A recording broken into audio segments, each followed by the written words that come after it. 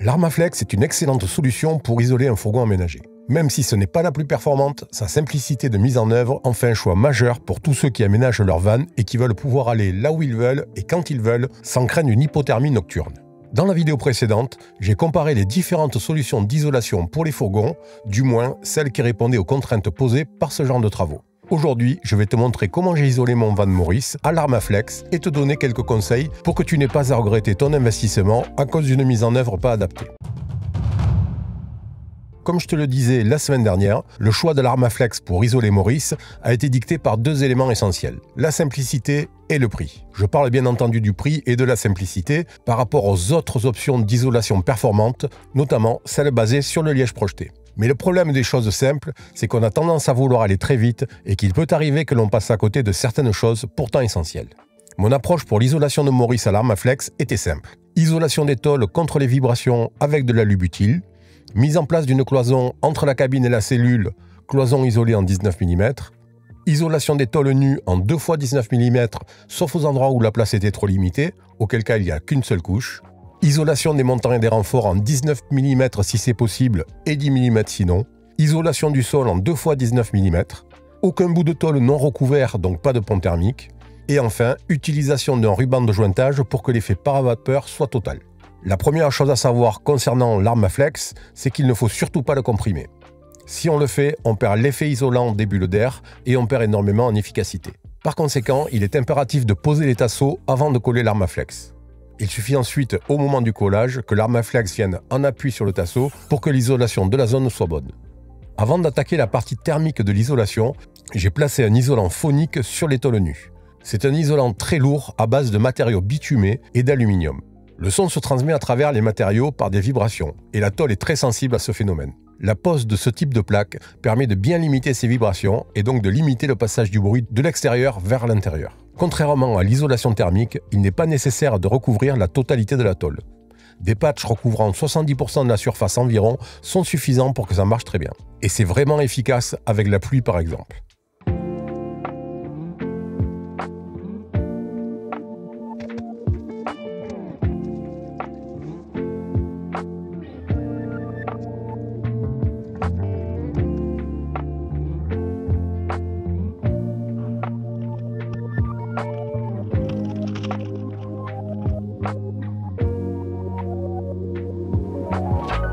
Au sol, j'ai collé des tasseaux de 40 mm, entre lesquels j'ai collé mes deux épaisseurs d'isolant. C'est probablement la partie la plus simple à faire. Par-dessus, il ne me restait plus qu'à visser mon OSB de 18 mm sur les tasseaux.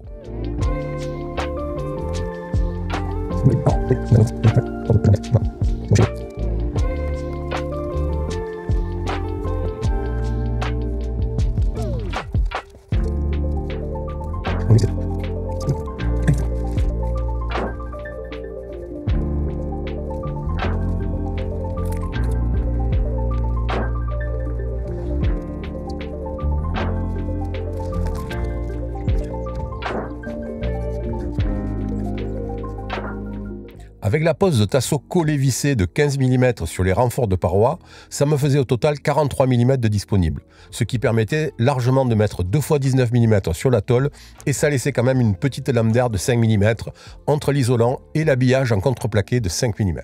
Le recouvrement des bords des renforts contre les tasseaux s'est fait avec des bandes de 10 mm parce que le 19 mm ne passait pas avec les tasseaux de 15. Et comme on l'a vu, si on compresse l'Armaflex, il perd ses capacités isolantes.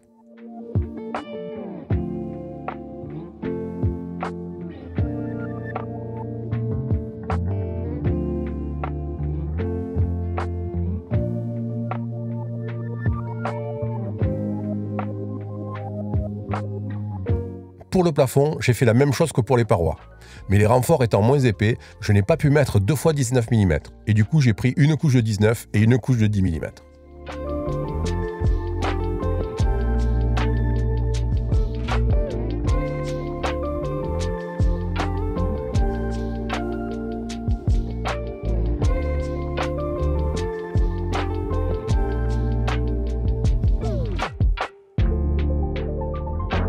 Ce sont les portes qui sont le plus compliquées à isoler.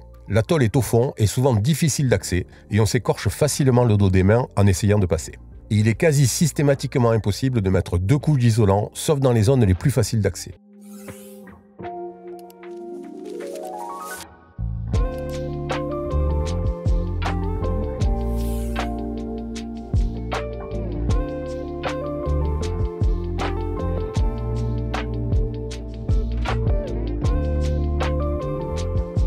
D'ailleurs, à propos des portes et des renforts, je sais que certains sont tentés d'utiliser de la mousse PU en bombe dans ces endroits. C'est pas une bonne idée. Déjà parce que la mousse de ces bombes n'est pas toujours à cellule fermée et qu'elle peut donc emprisonner de l'humidité et la relâcher au fur et à mesure.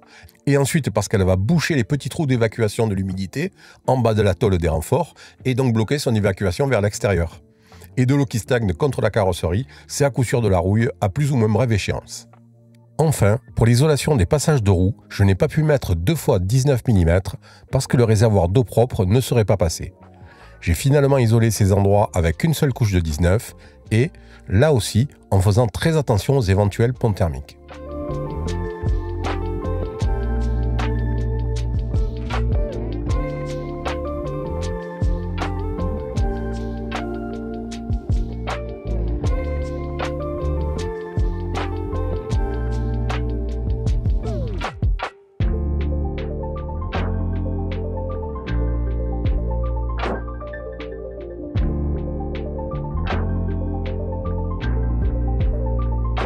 Pour la cloison de séparation, j'ai collé une couche de 19 mm entre les tasseaux. Là, c'était aussi simple que pour le sol, voire peut-être encore plus.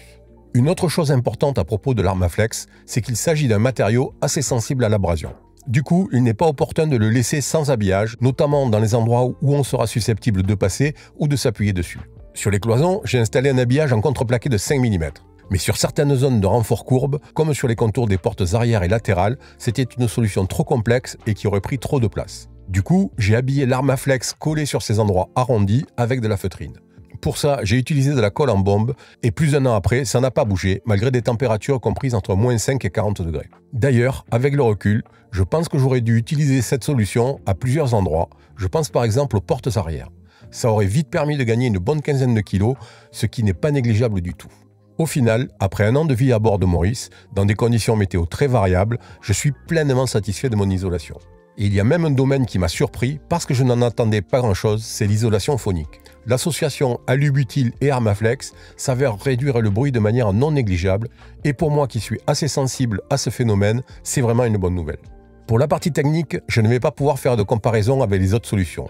Tout d'abord parce que je n'ai pas 2 fourgons isolés sous la main dans lesquels j'aurais pu vivre 1 an à chaque fois et que, quand bien même je les aurais, les matériaux d'isolation ne sont qu'une partie du problème.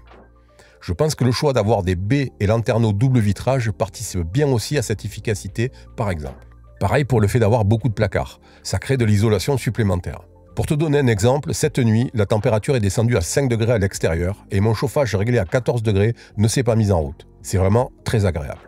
La seule chose que je ferais différemment si je devais refaire une isolation, c'est le sol. Je pense qu'à cet endroit, le polystyrène extrudé est plus efficace à épaisseur égale que l'Armaflex. Lorsque la température est vraiment basse à l'extérieur, je sens le froid arriver par le sol et ça va m'imposer de prévoir des tapis épais pour l'hiver prochain en Laponie.